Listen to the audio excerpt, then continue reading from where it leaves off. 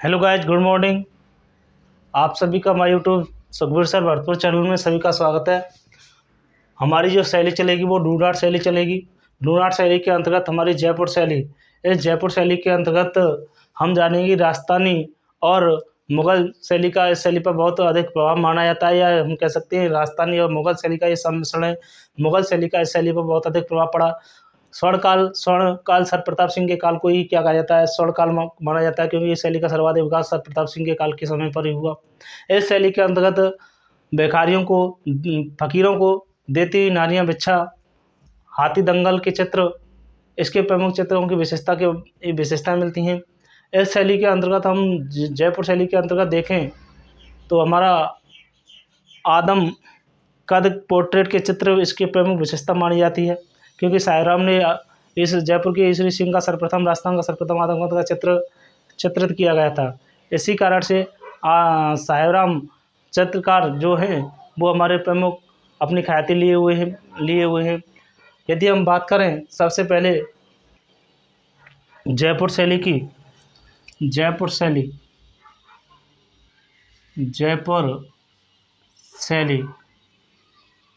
इस शैली का राजस्थानी व मुग़ल शैली का सम्मिश्रण रूप है। क्या रूप माना गया है? सम्मिश्रण रूप। इस शैली पर मुग़ल शैली का अधिक प्रभाव माना जाता है। इस शैली पर सर्वाधिक जो प्रभाव माना जाता है वो मुग़ल शैली का सर्वाधिक प्रभाव माना जाता है। इसी कारण से हम इसमें देखें कि इसका जो सर्वाधिक विकास है वह सर्वाधिक विकास इस शैली का सर्वाधिक जो विकास माना जाता है वो सर प्रताप सिंह के समय पर हुआ। इस शैली का विकास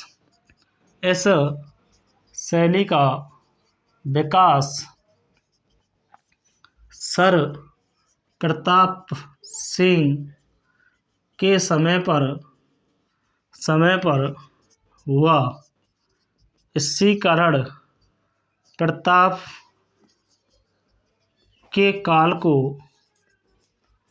जयपुर शैली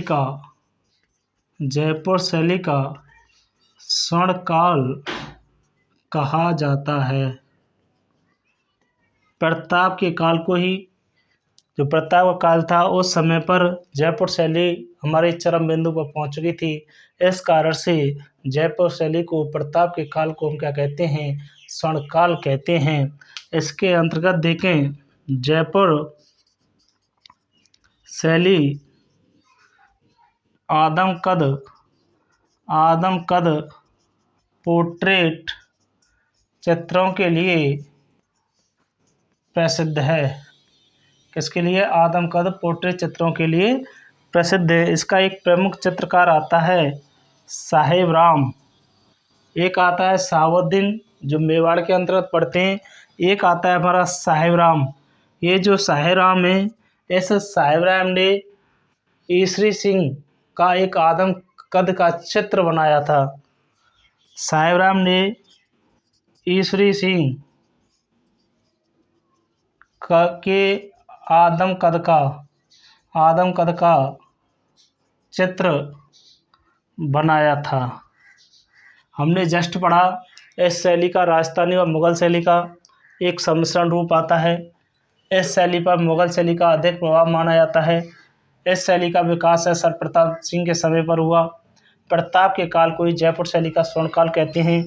जयपुर शैली को आदमकद पोर्ट्रेट चित्र के लिए प्रसिद्ध है, पर जो जयपुर शैली है वह आदमकद पोर्ट्रेट चित्रों के लिए क्या मानी जाती है? प्रसिद्ध मानी जाती है। जो साहेब राम है, साहेब राम ने ईश्वरी सिंह के आदमकद चित्र को क्या किया? चित्रित किया। इसी के अंतर्गत हम देखते हैं कि साहेब राम का नामक चित्रकार ईश्वरी सिंह ने चित्र किया। जो साहेब राम ने जो चित्र तैयार किया गया है ईश्वरी सिंह का आदम का चित्र, ये हमारे से जयपुर के सिटी पैलेस में रखा हुआ है। आपसे सीधा ही पूछा जाएगा कि ईश्वरी सिंह का जो चित्र सायराम के द्वारा तैयार किया गया था वो कहाँ पर रखा हुआ है, वो सिटी पैलेस जयपुर में रखा हुआ है। इसी के अंतर्गत हम देखें फ़कीरों को देती हुई भिक्षाएँ, फ़कीरों को देती हुई भिक्षाएँ, कुरान पढ़ती शहज़ादी और इसके अंतर्गत लैला मजनू के चित्र भी इस शैली की प्रमुख विशेषताएँ आती हैं। कुरान पढ़ती शहज़ादी,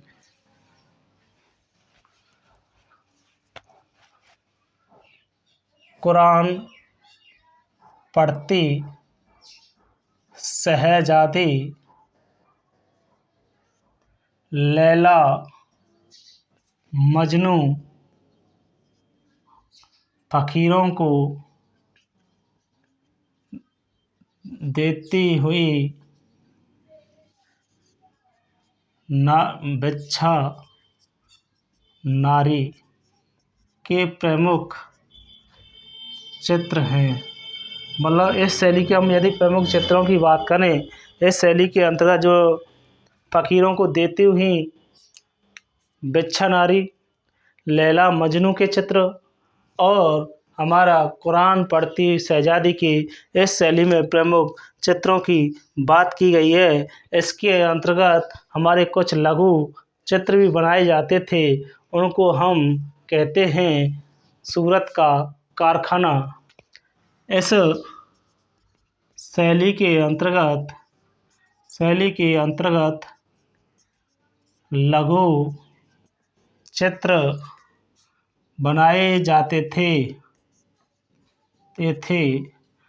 जिसे सूरत खाना कहते हैं। आपसे सीधा ही पूछा जाएगा कि सूरत खाना का संबंध किस शैली से है, तो सूरत खाना का संबंध जयपुर शैली से है, क्योंकि इसमें लघु चित्र बनाए जाते थे, उन को ही हम क्या कहते हैं, सूरत खाना। आपसे ये भी पूछा जा सकता है कि सूरत खाने का जो निर्माण है वो किसने कराया, तो सूरत खाने का निर्माण हमारा सर मिर्ज़ा राजा जयसिंह के द्वारा करवाया गया था। सूरत खाना का निर्माण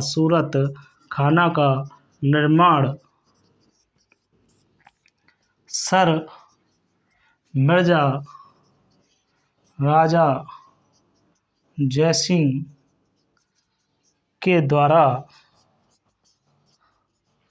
करवाया गया था।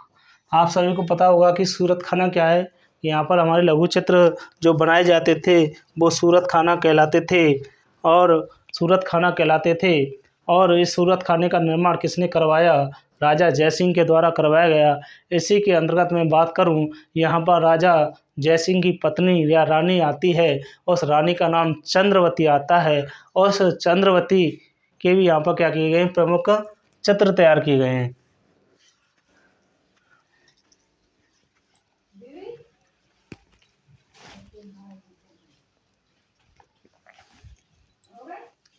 हेलो गाइस, यदि वीडियो अच्छी लगी तो अधिक से अधिक बेल आइकन करें। थैंक्स।